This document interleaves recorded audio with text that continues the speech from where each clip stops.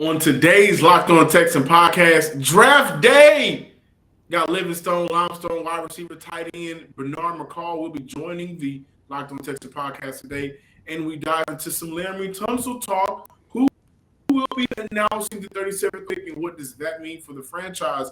But before we dive into any of that, it's Draft Day. Cody, start the countdown. Let's get ready to go.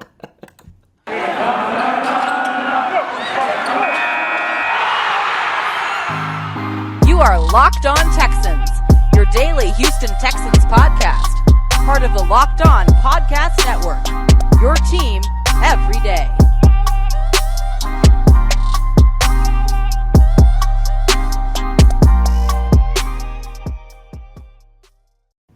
Welcome, everybody, to a Thursday edition of the Locked On Texan podcast, part of the Locked On Podcast Network, your team every day. I'm John, some sports guy Hickman, joined by Sports Illustrated's own Cody Davis. Boy, it's draft day, 3 and 13. Yes, sir. About time. It's on the board. Just take a moment right now. It's on the board for now, especially number 13.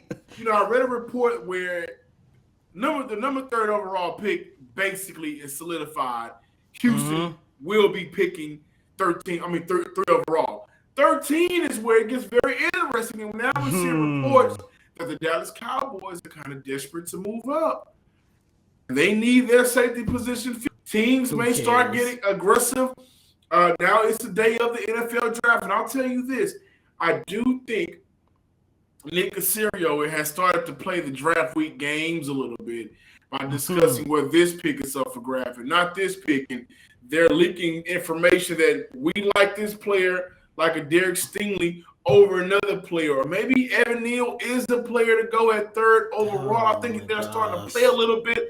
I don't know. But boy, Cody, doesn't it feel great to just sit back, look around. People are going to be at draft parties. Houston hasn't had a draft party in a long time. We ain't had no first-round draft picks.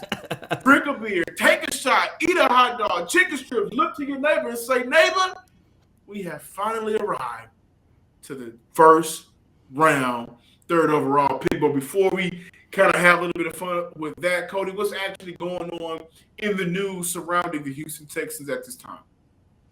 Well, John, you just mentioned everything, man. That number 13 overall pick could possibly be moved, according to a reporter at NFL Network. He had an opportunity to speak to Nick Caserio one-on-one, and Caserio said that there is a 60 to 70% chance that the number 13 overall pick will be moved. Now, John, I don't really want to dive into the whole will it be moved, will it not be moved, but I do know this for a fact. The Houston Texans are going to do everything possible to make sure they replicate that same success that they had in last year's draft. Once again, they came into the 2021 draft with arguably, if not the worst draft capital in the league. Their first pick was what, number 67, 68? Of course, that turned into Davis Mills. But, you know, Nick Caserio, his scouting department, they were able to come away with 5 quality players, and all 5 of these players have an opportunity to be a foundational piece for the Houston Texans moving forward. And I had an opportunity on Tuesday to ask Lovie Smith whether or not there was a sense of urgency to replicate that same draft success, and this is what he had to say. Oh, absolutely. Again, as we said, we like what we did last year, but we have higher picks this year, and we're expecting to add impact players from this draft. I think there are a lot of impact players from this draft, and that's why the excitement. I know, our phase, our fans are pretty excited about the draft coming up. We are too, and we know that we're going to get some good football players that we're going to add. You heard the conviction in his voice. He sounded like a father that's getting you ready for life and the experiences and how to win, man. That's what he sounds. Can I be emotional for a moment? I'm an emotional guy. I'm a Cancer. John. I'm a Cancer. We're emotional, and for the franchise and for the fan base, it's great to see people getting together, right? I know Friday I'll be out at Kobo's. Going to be at the Miller Outdoor Theater later this evening. to attend the Houston Texans draft, but it's so great to see people get together and kind of cancel out all of the outside negative noise, the Deshaun Watson negative noise, are they going to make it or miss on this negative noise? And people are getting together, and I'm glad Lovie Smith said that it's very important that they replicate what they were able to do last year with the draft success. There are some impact players, and the reason why I wanted to put those two things together is because at 3 overall, whether it's Stingley, whether it's Gardner, whether it's Neal, whether it's Iquanu, Thibodeau, Hutchinson, any of those top prospects, I think Houston can feel comfortable with walking away with one of those at the 3rd overall pick. And that player will be an impact player, whether that's corner, safety with Kyle Hamilton, defensive lineman, offensive tackle, whatever. It's great to see people have a reason to wake up in the morning and say, hey, you know what? This is a good day to be a Texan fan. And on Friday, when the Houston Texans will be picking at 37th overall as of right now, at that pick, Texan legend and cornerback, the best free agent that they've ever signed in their franchise history, Jonathan Joseph, will be announcing the 37th overall pick. I love that news. I think that's big news. For one, to me, Cody, it shows that the Houston Texans are using their great players to keep them around the building, keep that relationship going, which is something that has been, we remember that Andre Johnson had a bit of a rough patch with the franchise. We know about some of the other greats, Arian Foster, Dwayne Brown. They have their rough patches and issues with the franchise. So for Houston, allowing Jonathan Joseph to announce that, I think is big news. Just something extra added on for the fans to have someone to be proud of, Cody. And fellas, while you're out at the draft parties, taking shots, having on with your buddies, remember this: there's a woman that somebody loves. Your mom. Mother's Day is coming up, and whether she prefers a statement piece or everyday subtle elegance, BlueNile.com has fine jewelry options for every mom. Shop high-quality classic diamond earrings, elegant tennis bracelets, or gemstone pendant necklaces. This Mother's Day, give mom something special she will treasure forever with fine jewelry from BlueNile.com. And Locked On Sports listeners get $50 off a $500 purchase. This podcast exclusive is only good through Mother's Day. Use promo code Locked On. That's code Locked On. Plus, every order is insured, ships free, and arrives in a discreet packaging that will not give away what's inside. Shop stress-free and find your forever peace. Go to BlueNile.com today. Thanks for making Locked On Texans your first listen every day. Now for a huge announcement. For the first time ever, Locked On is hosting live coverage of the 2022 NFL Draft from our studios in Dallas with pick-by-pick analysis from our local team, experts, and draft gurus. Tune in all 3 days as our draft team guides you through every pick and every trade in real time. It all starts on Thursday today at 7 p.m. Eastern Time. Available on Locked On NFL on YouTube and on the Odyssey app. Welcome back in, Locked On Texans viewers, listeners, and lovers out there.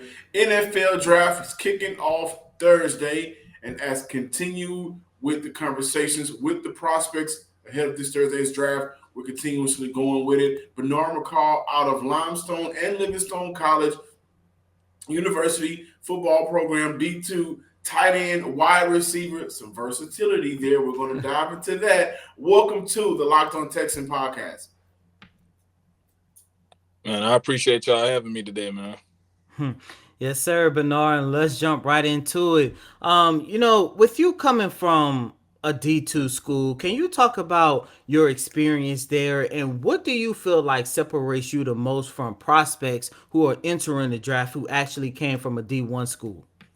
My experiences at a D2 school, I was lucky enough to play in 2 tough conferences. When I was at Limestone University, I played in the SAC conference, in which a couple years ago, you seen the Division II safety took him by the Patriots, Kyle Duggar. Yeah. Played against Kyle Duggar for 2 years. And that whole conference is full of great athletes, just as the CIAA, which I played in this past season, full of great athletes. Yeah, your Boo States, the Fayetteville States, Josh Williams, and Keyshawn James. I played in that conference with them. So I think my advantage would be that I haven't played against any slouches. You know, every week is a different kind of defense. They scheme different. The players are really athletic as well. But I think the biggest adjustment for me will be just game speed, and I'll be lucky enough to be in training camp to adjust to it as fast as possible. And Bernard, if you don't mind me asking, where is your level of confidence right now? Because it doesn't matter if it's, a guy that's playing in Alabama or a guy who is coming from Limestone like yourself. At the end of the day, football is football. But it appears that you guys you players who are coming from a D2 school, it seems like you guys got to have a certain level of confidence to go out there and actually compete on the NFL level. Yes, sir. My confidence is very high because of the work that I've put in. I believe in the my unseen hours. So, and then like I said, at the end of the day, football is football. Once you tie your cleats on and you're in front of me, it doesn't matter where you got your education from. What would you say? I just want to follow up to that question, to your response. What would you say to someone who hasn't had the opportunity to see you play football? And what are some of the things you tell them to look for in your personal game? Because you do have that versatility of playing tight end and wide receiver. I would tell people who have not seen me play, I would tell them, I'm not going to say I can do it all, but I have done it all. I've played quarterback, running back, receiver, tight end, H-back. I've played special teams, and I've done all that to a very high level. And as far as what you could take from my game while I'm playing tight end or receiver, my yards after catch ability and my catch radius, I feel like those are unmatched. I don't think there's necessarily a badly thrown ball if it's in my vicinity. And I feel like, 4-3 guys can't catch me after I have the ball in my hand. So, wow. And how important is playing in the trenches and blocking for you? Very important. I believe in a good run game establishes a great offense. I believe in 3 yards and a headache. So, yeah. So, for me, blocking is very important.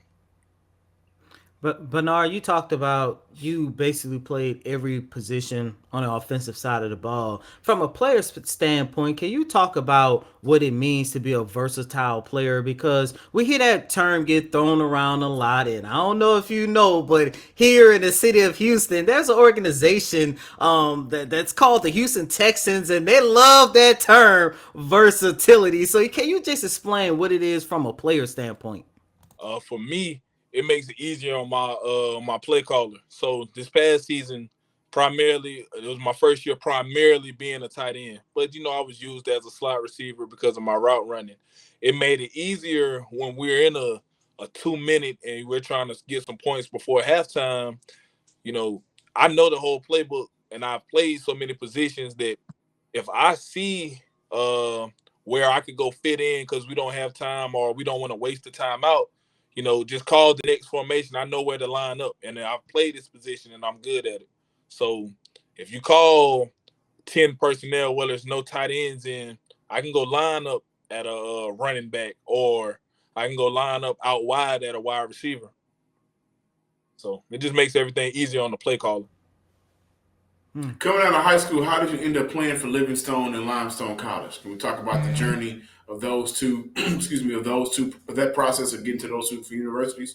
Yes, sir. So, funny story, y'all, a Texans fan. Coming out of high school, I played wide receiver, but I wasn't heavily recruited because we weren't a good program, but I was a very good player. A lot of schools, by the time they got to my school, they ran out of scholarships, and I didn't have any real guidance. So I didn't really know what a preferred walk-on was.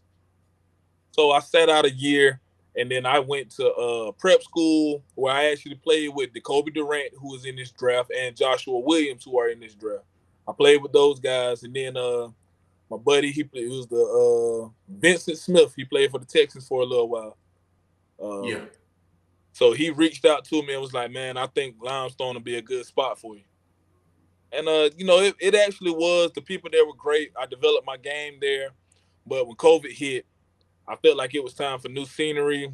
Then I wanted to try HBCU.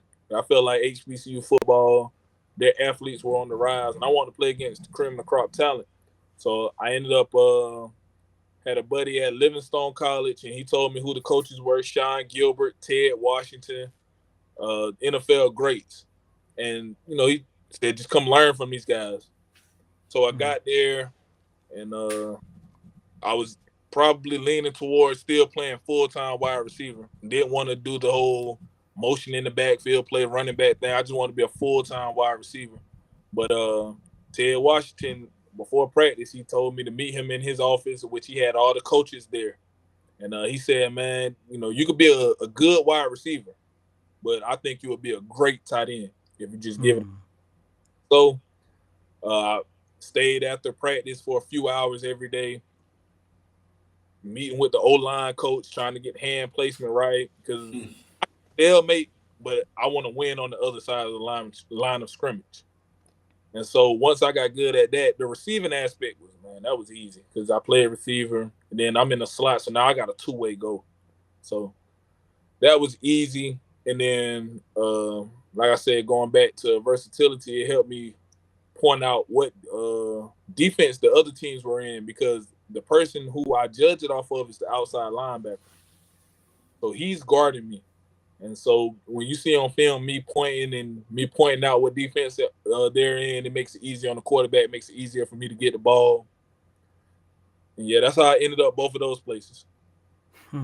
Awesome story, man. Can you just talk about how this entire draft process been for you, meeting teams, working out for teams, your pro day? I see you with the Carolina Panthers shirt on. Is that some news you trying to break here on Locked On Texans? What you doing? They got to continue that tight end legacy up there. Exactly, man. Man, hopefully they, somebody gives me a call, but this is just a shirt they gave me when I performed for them today. But this whole draft process, man, it's been like a dream for me.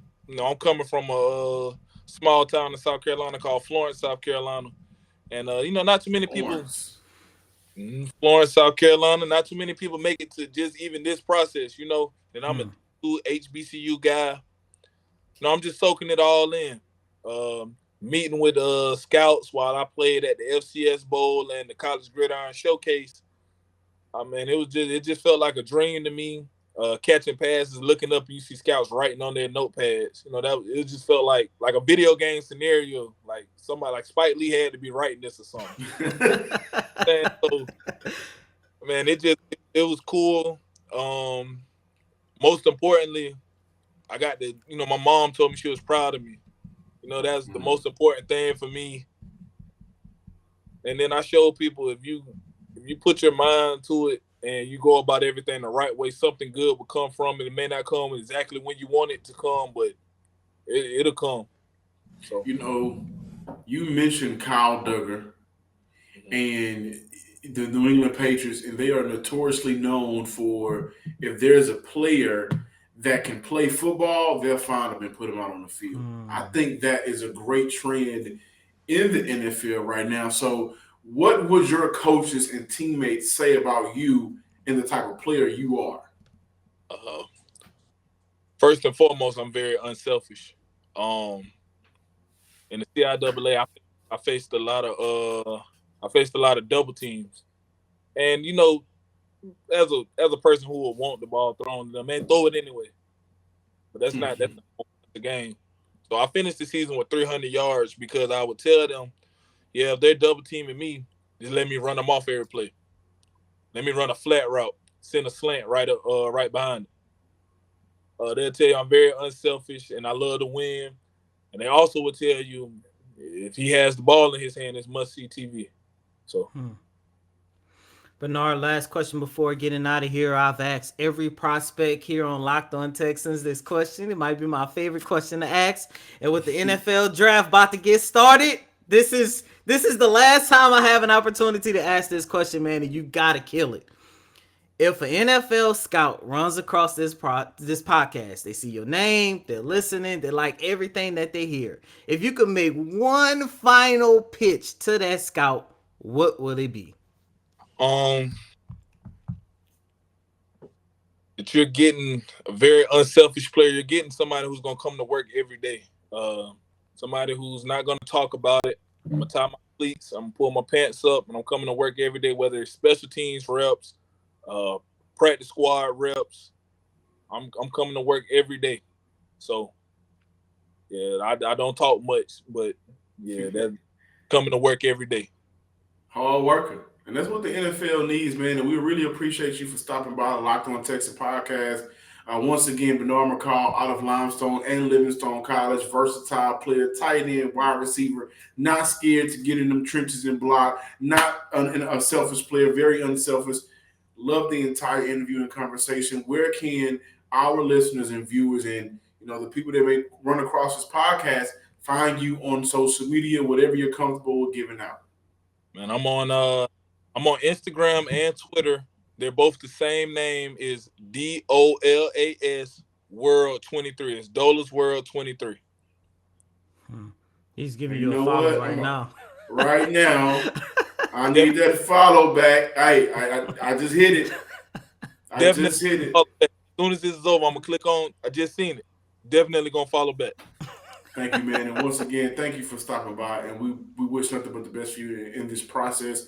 Hopefully, when Sunday rolls around, we're talking about you and what you can possibly do for your new franchise. Yes, sir. I appreciate y'all even thinking about me to have me on. Thank you, man.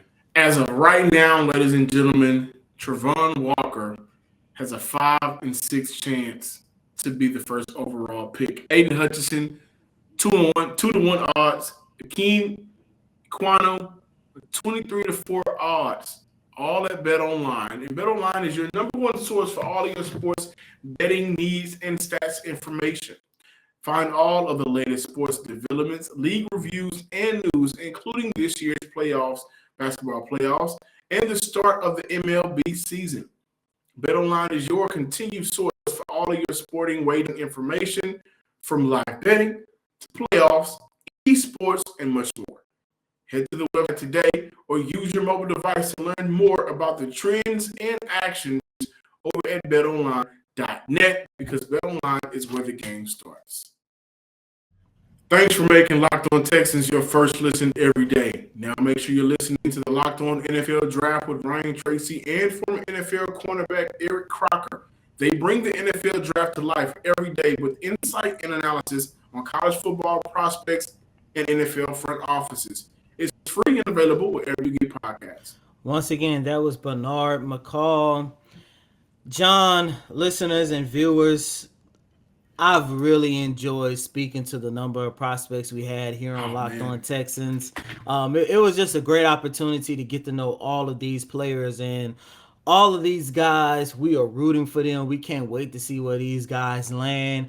Hopefully, listeners, viewers, you enjoy the series as well. And I promise you, if anybody get picked up by the Texans, whether that be through the draft or free agency, we would definitely have them back on the show. But, John, this is it.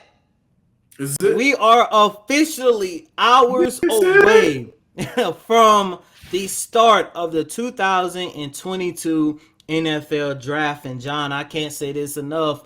In my opinion, this is by far one of, if not the most important draft for the Houston Texans, probably in franchise history, because this is such a deep draft, to the point if they hit on every single pick, or at least come close to hitting on every single pick, this can actually speed up the Texans rebuilding process and put this organization back in, at least in playoff contention. And look, we know how the last era ended. We don't want to get into all that, but there's a new day here in the city of Houston, and it's going to start with this draft.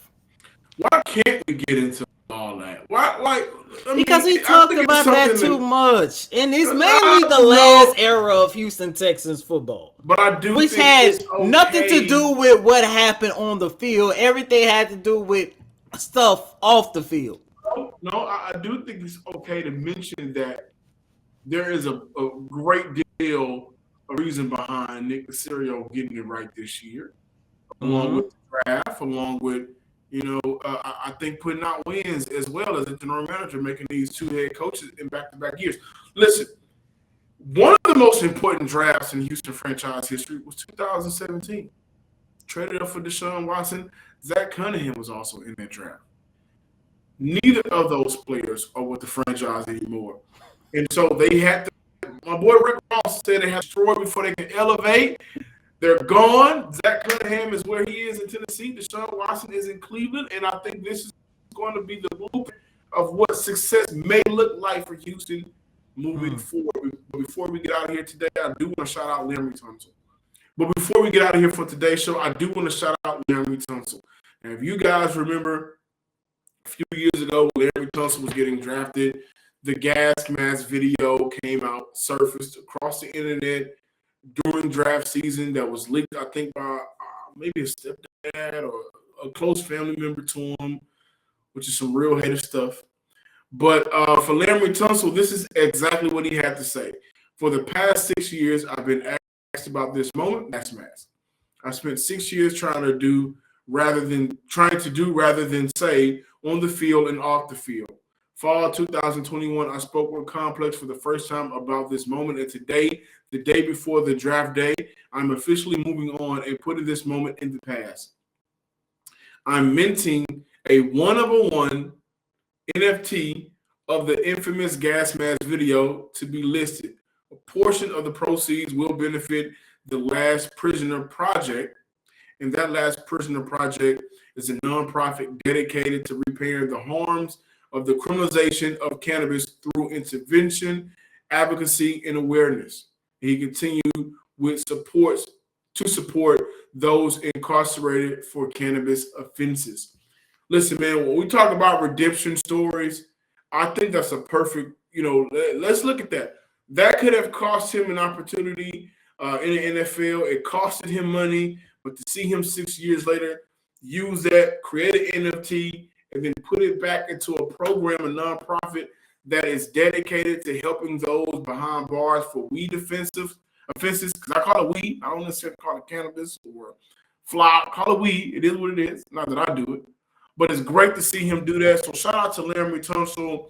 And again, the Texans as an organization, they traditionally draft players or bring in players that work well and hand in hand with community outreaches.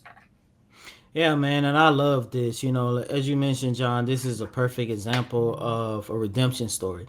And, first and foremost, I'm kind of surprised to say that this is something that has haunted him over the past 6 years. You go back to that draft, 2016, he was touted and scouted as a top 5 pick. And because of that incident, he fell all the way down to number 13 to the Miami Dolphins. But shout out to Laremy Tunsil, man. Of course, in the midst of all this, he fixed this relationship that he had going on with the Houston Texans. So we are expecting him to still be a member of the organization in 2022. And now, the fact that he fixed that relationship, he's putting this behind him that kind of like played with his mind over the past 6 seasons. Who knows? We're probably going to get the best version of Laremy Tunsil in 2022. Thank you guys for checking out today's Locked On Texans podcast. Be sure to subscribe on YouTube to Locked On Texans. Like and comment. Follow me on Twitter at John_Hickman12 and follow the Locked On Twitter page at Locked On Texans on Twitter. And as always, I'm your host, Cody Davis. Please remember to follow me on Twitter at CodyDavis_24. Once again, that's Cody, COTYDAVIS_24. John, really quick, best case scenario, first round tonight. What's your take? Best case scenario, I'm sticking with Sauce at 3. I'm torn at 13. I don't see Jermaine Johnson sliding out to 13 if he's available. Jermaine Johnson. If he's not, Zion Johnson. And I've seen some mock drafts within the last 36 hours have Kevon Thibodeau outside of the top 10. But best case scenario, Houston walks away with Sauce Gardner, a cornerback that I believe can be a great man cover cornerback and just as good in zone. And with 13, If they do not move on from him, they get an impact player like they're looking for. If they do move on from the 13th overall pick, they're accumulating picks that matter in this year's draft, maybe next year's draft as well, to where they can really go out there and bring in impact players.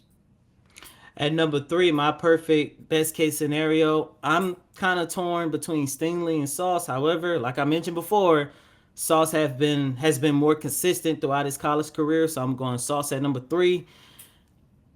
I don't believe Kayvon Thibodeau is falling outside of the top 10. I don't either. I don't believe that at all. Once again, just take a look at Anthony Edwards in the NBA. If you want to believe his so-called personality issues, but that is what it is. But at 13, I'm sticking with one of, if not the best wide receiver coming out of this year's draft, in my opinion, Chris Olave. You get a generational, if not close to a generational secondary defensive back, and you get somebody that can actually help Davis Mills and improve this what you like to call it, vanilla style offense that we've been watching over the last couple of seasons. But happy draft day, ladies and gentlemen. We will see you guys tomorrow with a recap of the first round. Woo! Peace.